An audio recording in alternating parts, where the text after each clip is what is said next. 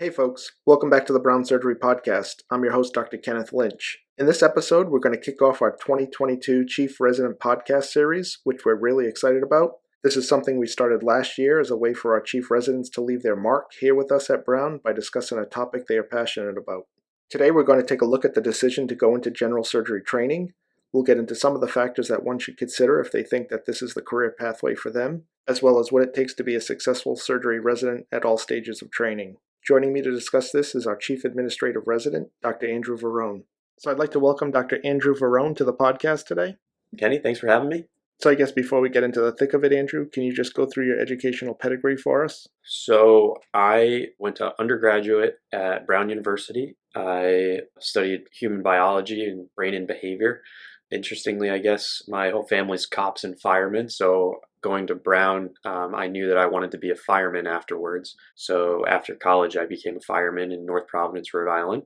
I kind of secretly applied to medical school and got into Brown. That was the best medical school I got into, so I had to retire, I guess, from the fire department and pursue my medical training at Brown. I actually applied broadly for various residency programs, and I felt like Brown actually had everything that I wanted in a general surgery training program. So I stayed here for my general surgery training as well. And now you've almost completed 5 years of training with us. You're our Chief Administrative Resident, and you're going on to fellowship next year? So I'm doing actually 2 fellowships, I guess hopefully, but the first one I'm doing is in trauma surgery.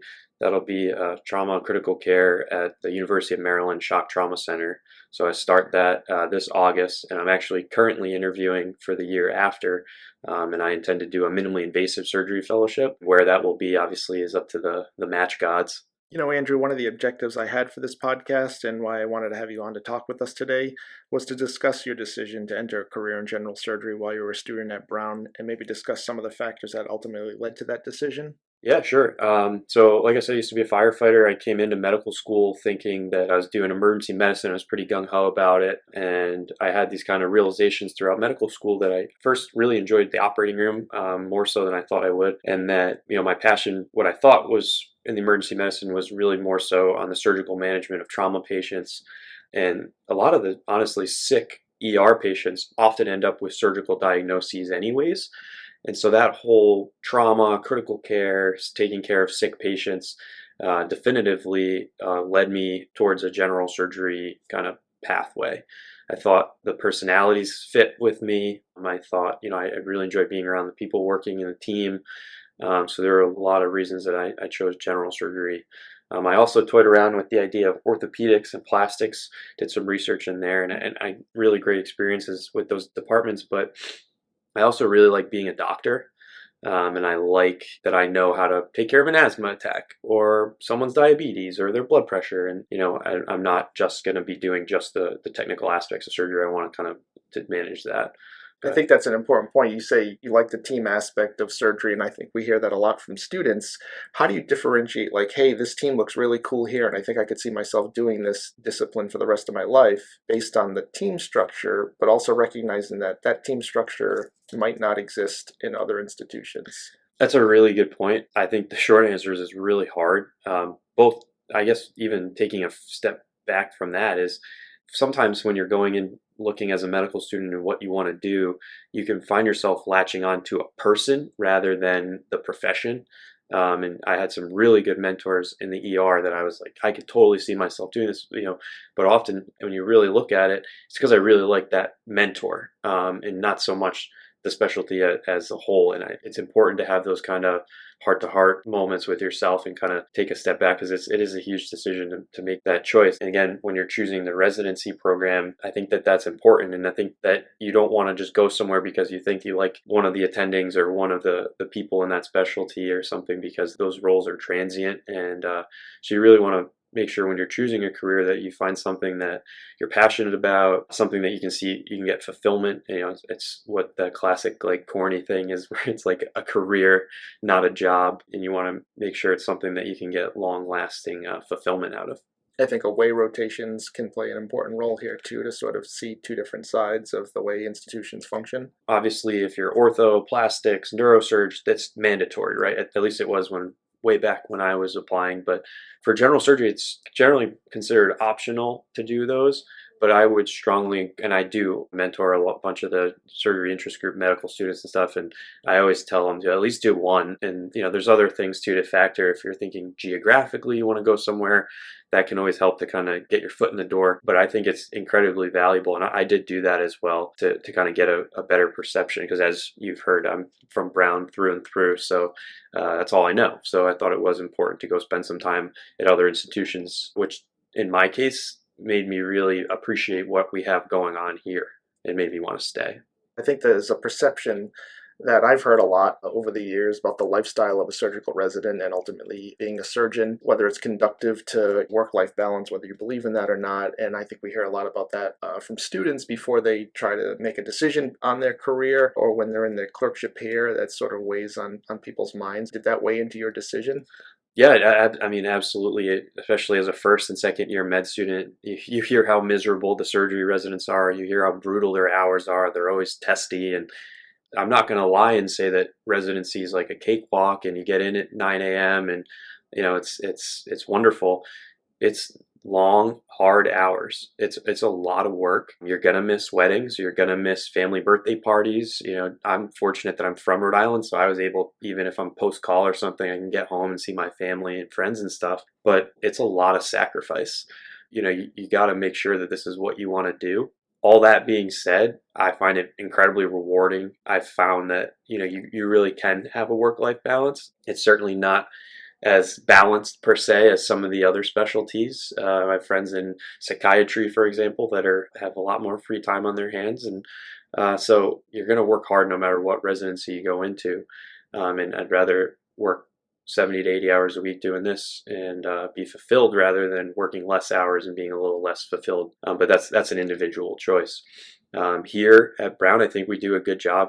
I'm in the role of the administrative chief resident this year, and I think I really tried to honor people's requests for days off and weddings and family events and vacations. It's really hard, you can imagine, to kind of coordinate that while still ensuring enough bodies to hold down the fort at the hospitals. But I think most of the residents were pretty happy with how it went this year. Residents are happy to step up for people if they need something, and life happens. We understand that people get sick. People, both families and residents here, have had issues where they've had to last minute go out, and I've had no issues with residents willing and able to step up and take those extra shifts because they know that the other people would do the same thing for them. I guess it's a long-winded way of saying it's a lot of work.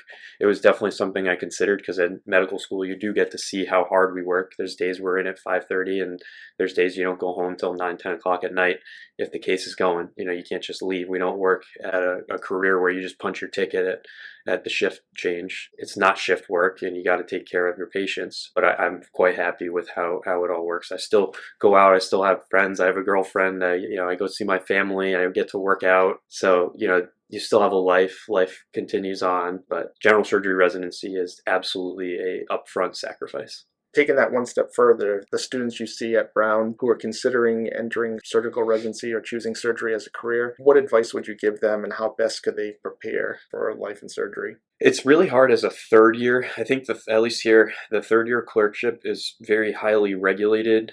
You have your objectives that you need to accomplish. You have your lectures and tests and shelf exams. And I think Dr. Ryder and Dr. Connolly have done a really good job building a curriculum, and they're really responsive to feedback, but they've had to change the clerkship in such a way that it's kind of hard for a third year who has all of these obligations for their clerkship to really get a fundamental understanding of what it's like to be a surgery resident. I think it's a good dip your toe in the water, get a sense of how things are, but not quite enough to really know if this is for you or not.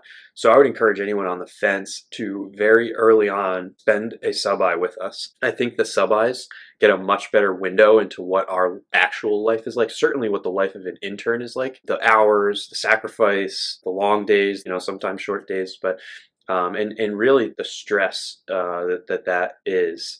They also get to see a lot of the reward and the growth that happens, I think, during that. We've had some incredible sub-Is come through here, and it's just been so awesome to work with them and like see how excited they are when we do our like first trauma X lab together, and you get them doing stuff. And then what gets really exciting is watching them start showing the third years the ropes. Like then you kind of know that you've created something cool. So I would encourage anyone, any interest in general surgery, to get into electives sooner rather than later and see if it's for you. Certainly if you're a first or second year medical student, there are those interest groups, get you into the operating room, see if you like technical procedures. But it's, again, really hard as a 1, 2, or 3 to really get a sense of what we do.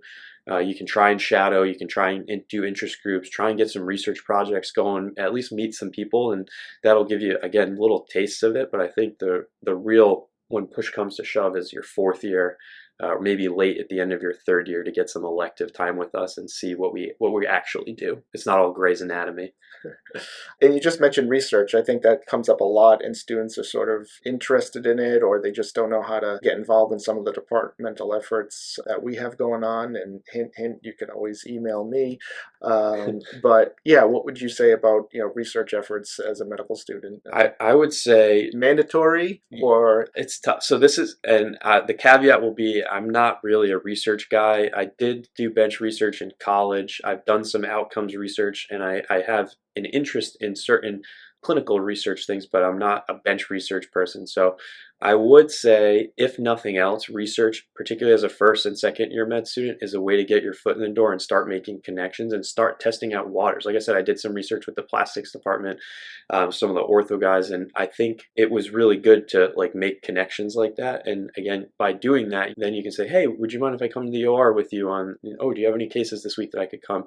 And that's, I think, very fruitful. In addition to padding a resume and getting some research experience under your belt is valuable. So I would encourage people to do that early and often. And I would say, especially as a 1st and 2nd year med student, hammer out some emails and send them, and don't worry about being embarrassed. Like we have residents here who are dying for help. Even like if you think you don't know how to do research on things, people that can help you. Like it's mostly simple like tasks and stuff, and if you can get some of that done and take that burden off of a resident or an attending, they'll be forever indebted, and you'll get something out of it, they'll get something out of it. I think there's a lot of value in doing that. And I know this, having been a 1st and 2nd year med student, you feel like you're overwhelmed. You feel like, how can I possibly have any time to do anything other than study for these crazy tests and just go into lecture and the anatomy lab? And how do I have any spare time to do anything other than this? The reality is it only gets worse. It keeps getting worse in terms of your actual physical time requirement. And believe it or not, in your 1st and 2nd year med school years, you have a lot of flexibility. It's a lot of work. It's a lot of material to get through, but you can, as an adult learner, kind of structure your time in a way that you actually do have a lot more free time than you're going to have as a 3rd and 4th year. So I would encourage those 1st and 2nd year med students who might be listening and thinking about surgery is start sending out emails now, start trying to meet people and get some projects going that you can crank out a lot of the work now while you actually do have more time than you think, because it's a lot harder to get projects off the ground when you're cranking through some sub-Is and you're in the hospital at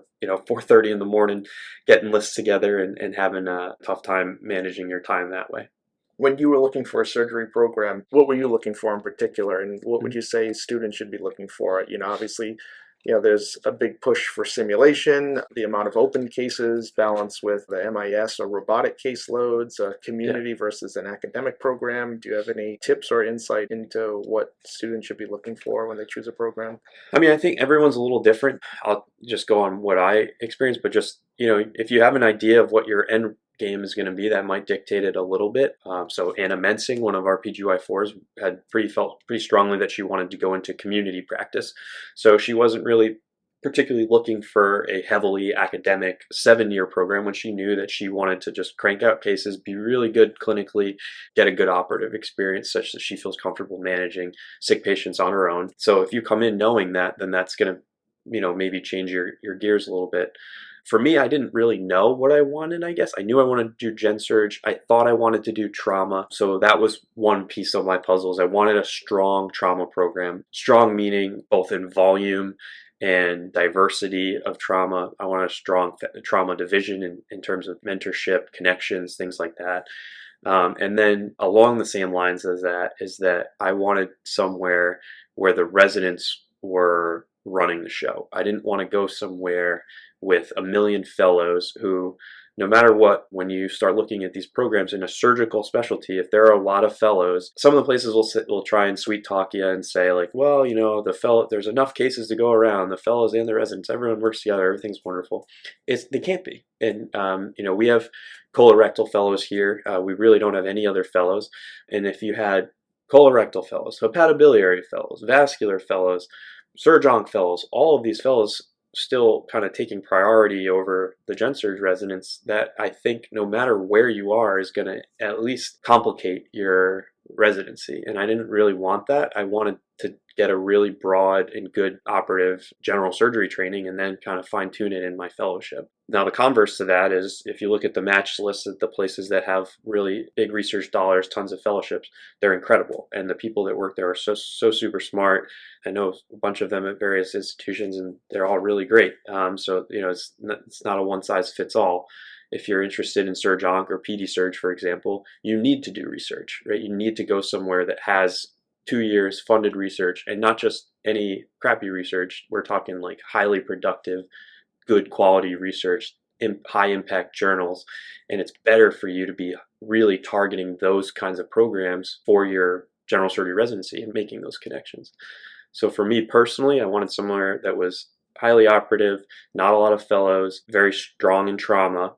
For me, my family's in New England. I was hoping to stick around in the New England, at least the East Coast area. I did apply to some schools elsewhere, but I felt like Brown kind of matched all of those things for me. And I did do a ways to kind of confirm that what we had going here was something special, and that did do that.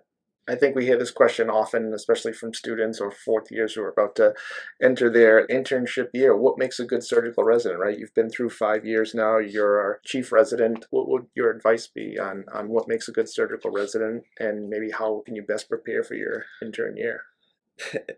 It's hard to prepare. Like the current MS4s who just matched and they're like, what can I do? What book should I read? And I'm like, just relax. Go to the beach, travel, go have a beer, hang out, and relax. There's nothing you're going to be able to do that really truly is going to make that big of a difference during this 6 weeks or whatever until you start. And I truly mean that. I really, because you're not going to have this time again. And then once intern year starts, you're off to the races. There are certain resources, and certainly I think the best thing to do when you're in that position is to reach out to residents in that program and see if they have anything. Certainly the service that you're going to start on, is better to figure out that service quicker, reach out and be like, hey, is there a trauma handbook that I can browse through? I'm starting on trauma, whatever it may be. Those things help, but the reality is it's not much can prepare you for it. I don't think, other than what you've already gone through. In terms of what makes a good resident, I think it depends on what year you are, and each person's a little different. I tell all of my interns, especially at the beginning of the year, especially when we have rotators rotating mostly in the ICU, I tell them to be annoying. I tell them, I want you to overcall me. I want you to really be annoying, and I want there to be way too many calls than not enough calls. Because someone who calls and is kind of annoying about things can quickly learn, okay, Andrew didn't think that was as important as I did. Then you can kind of keep that to yourself. Whereas the other way around is far more dangerous, where you're trying to manage an ICU patient by yourself. You have this vent that's triggering, you don't know what's going on, or the pressors are going up, and you're ordering labs and CAT scans without talking to anyone. That's a dangerous person, and that's what you don't want to be. So particularly at the beginning of the year, be annoying. That's one of my most common things that I say to them. The other thing is, when you are calling for help, I want you to propose a plan. So I don't want you to say, this person's blood pressure is in the 80s, period. I want you to say, this person's blood pressure is in the 80s. I think it could be sepsis. He has worsening oxygen requirement. His chest x-ray looks like crap. He, I think, has a pneumonia. I would like to start antibiotics. I'd like to start him on some Levofed, give him a liter, or maybe we should bronch, whatever it is. And that is far more valuable as a learning tool than anything else. Because if you're right, you're going to feel really good about it. If you say that to me and I'm your chief resident, I'm going to say, That's awesome. Let's do that. You're going to feel really good. Now, the converse to that is if you're wrong, you put yourself out there and I shoot you down like, no, this guy just had bowel surgery and he's clearly leaking. We just need to go back to the operating room. It's not a thing antibiotics are going to fix. It's going to hurt a little bit, but you're going to remember it and you're going to learn from it. And I encourage our interns to do that when they call us with problems. And I encourage our PGY2s here, who are primarily the consult residents down in the ER, seeing everything off the street, to really propose a plan. And some of it's straightforward. This person has acute appendicitis, they need a lap appy. But when the more complex ones come in, I want them to, even if they're like, I don't know what's going on, put yourself out there, like pretend that you're the attending and everything relies on what you think. And we'll find out together. And sometimes we don't know, and sometimes the attending doesn't know. But it's important to put yourself out there, and I think that there's value there. Yeah, I think that's great advice for junior residents. What about more senior residents? As you climb that residency ladder, what are the keys to success for a senior resident? Really, the threes and fours, and I think fives, it really is different. And some of it is the things that we talked a little bit about. There has to be discipline and hard work. You have to be willing to stay late if you need to stay late. Take one for the team, take that extra call shift if one of your co-residents is sick, something like that. I think goes a really long way in this world. So anyone who's thinking about that and can't do that for whatever reason, I would strongly consider not coming into surgery if you're not that kind of person and you can't do that stuff. In 3, 4s, and 5s here, the focus is you have to be reading, you have to be learning at all times. The way I like to do that is whatever rotation I'm on. I'm currently on vascular. I really kind of throw myself into the vascular world, really try and read what I'm reading papers, reading textbooks on those subjects. It just works better for me. Other people read the textbook just through cover to cover, regardless of what rotation you're on. I don't think there's a right or wrong way. But then now as a chief, I'm really trying to watch the attendings, every move. How are they setting up? How are they exposing? How are they doing these things that they don't even realize they're doing, and they certainly can't articulate what they're doing? What stitch are they calling for? Because pretty soon it's going to be made. And so I'm really trying to do more and more of that as we go through. I think the thing that I struggled with the most, and I continue to struggle with, is letting things go. I think that and this probably makes me a good doctor, I think, but I just have a difficult time delegating tasks and letting other people do things when I feel like I should be doing them. But that's, important for other people to be able to take those same opportunities, I guess, or experiences and learn and grow in the way that I did when I was younger. So it's hard for me to give up cases and get them in the OR. Or if I'm in the OR, let them throw that stitch, have them close fascia, whatever it is. So it's important as you're growing through our residency, and I think most general surgeries, that you transition from this learner doer to an educator, because you are, whether you see it or not. Every interaction you have with patients on rounds, even when you're exhausted and post-call in the morning, your interns' ears are open and they're watching and listening to everything you're doing. So I think it's important to recognize that and really embrace that. So the 4s and 5s in particular, you make education a priority, because pretty soon you're not going to be there anymore. So if you do everything and you're covering up mistakes for your junior residents just because you're so meticulous, you're not really helping anyone. So I think that's something I've struggled with, and to be frank, I continue to struggle with. The residents here make fun of me all the time because I'm texting them at days off and stuff, like, hey, did you think of this? Hey, did you think of this? And it's important to kind of let things go and let them figure that kind of stuff out for themselves. So I guess if you had to do it all over again, you'd still choose surgery? I think so. Yeah. I mean, it's been awesome. There's obviously a lot of highs and lows in residency, both professionally, personally. There's, like I said, a lot of sacrifice. I definitely could not have done it without the support of my family, and definitely my co-chiefs and my friends at home, because it truly takes a village. And so I think anyone going into surgery should know that up front. I don't want people to go into surgery because they think it's, this wonderful lifestyle and everything is just wonderful and everyone's so nice and there's not that hard of work. If you're going to do this, you have to kind of know what you're getting yourself into. It's a lot of work, but I think there is a lot of reward, and I have a lot of job satisfaction and fulfillment, and I'm pretty happy with my decision. Well, these questions are something that our students think about every day, so I hope they find this extremely helpful as they think about their own career choice, particularly if that involves a possible pathway into general surgery. So thanks, Andrew, for joining me and talking about your journey in a general surgery training program. Yeah, of course. Happy to be here. So thanks again to Dr. Andrew Varone for joining me today in kicking off our Chief Resident podcast series. We have a bunch of great content lined up in the next few months as we continue this series. Our next episode will feature a discussion on global surgery and performing global surgery research. That'll be followed by a discussion on blood resuscitation and hemorrhagic shock, and we will also be getting into robotic surgery. So please tune in for those future episodes. If there are specific topics and/or specialties you would like me to dive into in this podcast, please email me. I will put my email in the description. Have a great week, and I'm looking forward to having you back with us in the next episode of the Brown Surgery Podcast.